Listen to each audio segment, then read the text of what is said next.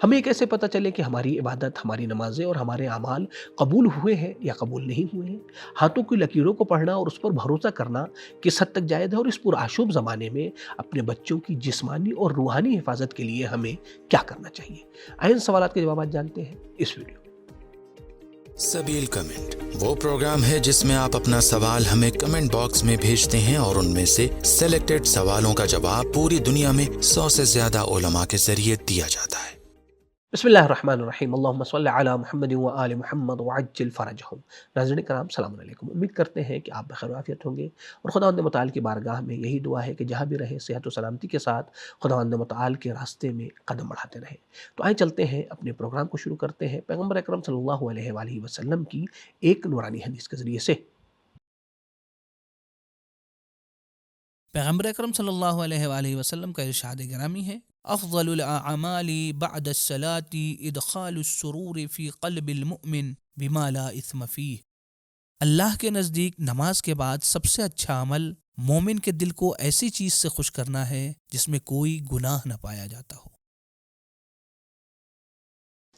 تو اسی نورانی حدیث کے ساتھ چلتے ہیں اپنے پہلے سوال کی طرف، اور بہت ہی اہم سوال ہے، غور سے سنیے گا۔ سوال یہ ہے کہ مولانا صاحب، زمانہ پرآشوب ہے، اپنے بچوں کی جسمانی اور روحانی حفاظت کے لیے کیا کریں؟ کوئی وظیفہ بتائیں پلیز۔ آئے جواب سنتے ہیں مولانا کی زبانی۔ اولاد کی جسمانی اور روحانی حفاظت کے لیے کیا کریں؟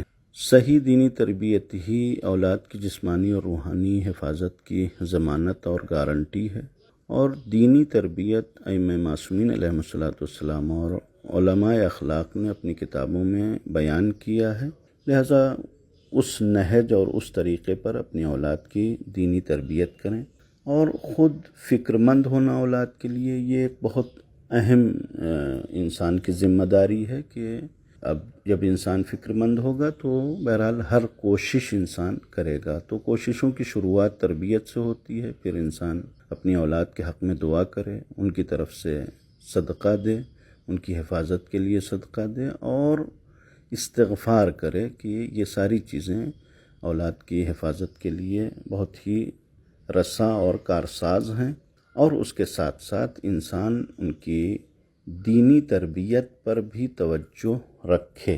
اور تربیت بہرحال یہ کوئی ایسی چیز نہیں ہے کہ جو ایک لمحے میں اور ایک وظیفے اور ایک جو ہے وہ ذکر اور ورد کے ذریعے ہو جائے، بلکہ یہ ایک عملی سلسلہ ہے کہ جو پریکٹیکل اپنی اولاد کے اوپر نظارت رکھنا، دیکھ ریکھ رکھنا، ان کو اچھائی اور بھلائیوں کی ترغیب دلانا، ان کو برائیوں سے روکنا، یہ تربیتی امور ہیں اور یہ بہت ضروری ہیں۔ لہٰذا اس حوالے سے اگر انسان دعا کرنا چاہتا ہے، امام زین العابدین علیہ السلام کی دعا صحیفہ سجادیہ کی 25ویں دعا ہے کہ جو اولاد کے حق میں دعا کے نام سے ہے، اور یہ دعا پروردگار عالم کی بارگاہ میں اولاد کی صلاح اور فلاح کی درخواست بھی ہے، اور تربیت کا بہترین نصاب بھی ہے، لہٰذا انسان اس دعا کو بھی پڑھے، اور اس کے ساتھ ساتھ جو مطالب وہاں پر ہیں اور جن باتوں کی تاکید کی گئی ان کی طرف بھی توجہ رکھے، یہ اولاد کے حق میں بہتر ہوگا۔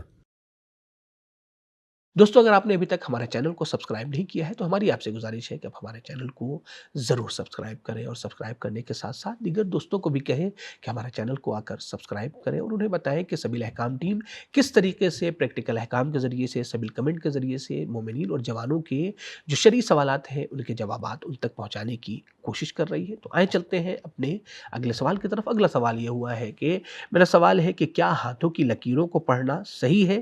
کیا اس پر بھروسہ کرنا بھی صحیح ہے؟ اسلام میں کیا حقیقت ہے اس کی؟ پلیز رہنمائی کریں۔ آئیں جواب سنتے ہیں مولانا کی زبانی۔ پروردگار نے انسان کو اشرف المخلوقات بنایا ہے، اس کے وجود کے اندر مختلف اسرار اور رموز رکھے ہیں، مختلف راز رکھے ہیں جن تک ہم نہیں پہنچ سکتے۔ پروردگار نے انسان کے ہاتھوں کو جب بنایا تو اس میں لکیروں کو رکھا ہے، ان لکیروں کو بلا سبب بے وجہ نہیں رکھا ہے، اس کے پیچھے بھی ایک حکمت ہے، لیکن اس حکمت تک ہم پہنچ سکتے ہیں نہیں پہنچ سکتے ہیں، یہ ایک منزل ہے، ایک سوال ہے۔ اب کچھ لوگ ایسے ہیں کہ جو بیان کرتے ہیں کہ ہاں بھائی ہم ہاتھوں کی لکیروں کو پڑھ کر بتا سکتے ہیں آپ کا کل کیسا ہوگا، آپ کی زندگی کتنی ہوگی، زندگی میں آپ کو کتنا پیسہ ملے گا، کتنے بچے ہوں گے، آپ کی شادی کہاں پر ہوگی، یہ سارے مسائل جو آج کل کے ہاتھ دیکھنے والے افراد جو اپنے آپ کو کہتے ہیں کہ ہم ہاتھ دیکھنے میں مہارت رکھتے ہیں، یہ سب بیان کرتے ہیں۔ دین کیا کہتا ہے اس سلسلے سے، اسلام کیا کہتا ہے، کیا ہم بھروسہ کر سکتے ہیں؟ قطعاً بالکل بھی ان باتوں پر بھروسہ نہیں کیا جا سکتا ہے۔ روایات اور احادیث میں شدت کے ساتھ منع کیا گیا ہے، روکا گیا ہے، اور قطعی طور پر جو یہ لوگ ہاتھ دیکھنے والے کہتے ہیں ان کی باتیں قابل قبول نہیں۔ ناظرین کرام، اگر آپ سبیل میڈیا گروپ کو سپورٹ کرنا چاہتے ہیں تو پیٹریون کے ذریعے سے منتھلی ممبرشپ حاصل کر سکتے ہیں۔ پیٹریون کے لنک ڈسکرپشن میں موجود ہے۔ ساتھ ہی ساتھ خمس کے رقم کے ذریعے سے بھی سبیل میڈیا گروپ کو سپورٹ کر سکتے ہیں۔ آیت اللہ سستانی حفظہ اللہ اور آیت اللہ خامنئی حفظہ اللہ دونوں مراجع کرام کے خمس کا اجازہ سبیل میڈیا گروپ کے پاس موجود ہے۔ اس کے علاوہ آپ اپنی منچاہی رقم کے ذریعے سے بھی سبیل میڈیا گروپ کو سپورٹ کر سکتے ہیں۔ اکاؤنٹ میں پیسہ ٹرانسفر کر دیں، پھر اس کے بعد سے واٹس ایپ نمبر پر آپ رسید کے لیے میسج ضرور کر دیں تاکہ رسید آپ تک پہنچائی جا سکے۔ ساتھ ہی ساتھ اگر آپ کے ذہن میں کوئی آپ کا شرعی سوال ہے تو آپ یہیں کمنٹ باکس میں اپنا سوال بھی پوچھ سکتے ہیں۔ اسی طریقے سے ہمارے دیے گئے واٹس ایپ نمبر پر بھی اپنے سوالات کو پوچھ سکتے ہیں، اور اگر آپ کا کوئی پرسنل سوال ہے تو آپ ہماری دی گئی ای میل آئی ڈی پر بھی اپنا سوال پوچھ سکتے ہیں۔ تو آئے چلتے ہیں آخری سوال کی طرف۔ آخری سوال بہت ہی اہم سوال ہے، تقریباً ہم میں سے ہر ایک کا یہ سوال ہے۔ سوال یہ کیا گیا ہے کہ مولانا میرا سوال یہ ہے کہ ہمیں کیسے پتہ چلے کہ ہمارے اعمال قبول ہیں یا قبول نہیں، ہماری نماز قبول ہوئی ہے یا قبول نہیں ہوئی ہے؟ آئے جواب سنتے ہیں مولانا کے سوال۔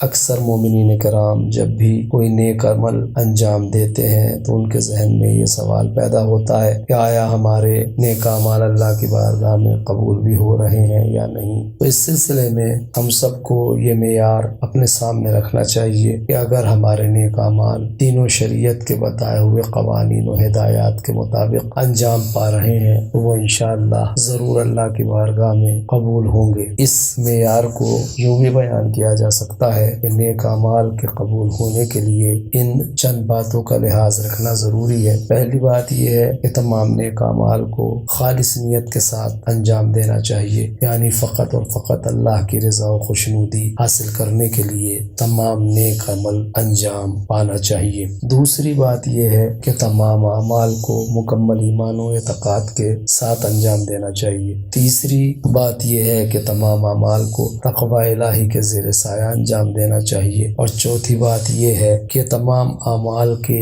صحیح ہونے کی جو شرطیں دین و شریعت نے بیان کی ہیں انہیں انہی شرطوں کا لحاظ رکھتے ہوئے انجام دینا چاہیے۔ اور پانچویں بات یہ ہے کہ تمام نیک اعمال کو محبت و اطاعت اہل بیت کے سائے میں انجام دینا چاہیے۔ اس کے باوجود بھی اگر کسی مومن کے ذہن میں یہ خیال آتا ہے کہ ہمارے عمل میں کوئی کمی رہ گئی ہے تو قبولیت سے مایوس نہیں ہونا چاہیے، بلکہ عاجزی کے ساتھ اللہ سے دعا کرنی چاہیے کہ ہمارے اعمال میں جو نقائص ہیں اللہ ان سے چشم پوشی فرمائے اور اپنے فضل و کرم سے ان اعمال کو قبول فرمائے۔ انشاءاللہ اللہ اپنے رحم و کرم سے ہمارے تمام اعمال کو قبول فرمائے گا۔ یادداشت اور حافظہ بڑھانے کے لیے اسلامی تعلیمات کیا بیان ہوئی ہیں؟ کیا نماز صبح کے بعد سورج نکلنے سے پہلے سونا اسلام نے حرام قرار دیا ہے؟ اور اگر سلیبس میں نامناسب ویڈیو آ جائیں تو ایسی صورت میں کیا ان کا دیکھنا جائز ہے یا جائز نہیں؟ آئیں ان سوالات کے جوابات جانتے ہیں اس ویڈیو